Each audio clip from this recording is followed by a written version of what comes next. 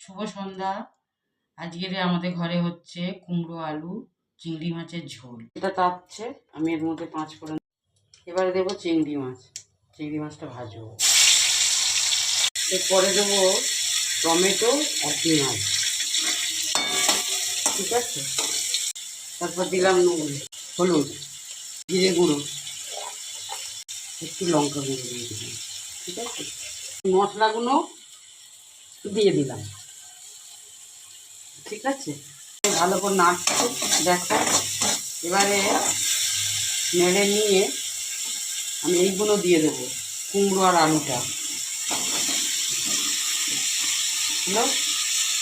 দিয়ে গ্যাস কমিয়ে দিয়ে এই চাপা দিলাম। এবার আমি জল দিচ্ছি কুমড়ো আলু চিংড়ি মাছে, এই জল দিলাম। আমি একটু ধনে পাতা দিলাম, হেভি খেতে।